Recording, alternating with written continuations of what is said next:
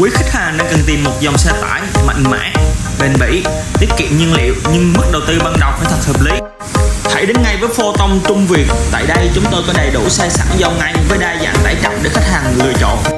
Photon Allmax S35 tải 3 tấn 5, thùng dài 4m4, nhận xe chỉ từ 170 triệu đồng. Photon Allmax S50 tải 5 tấn, thùng dài 5m25, nhận xe chỉ từ 200 triệu đồng. Photon Allmax S70L tải 7 tấn 7, thùng dài 6m3, nhận xe chỉ từ 200 triệu đồng.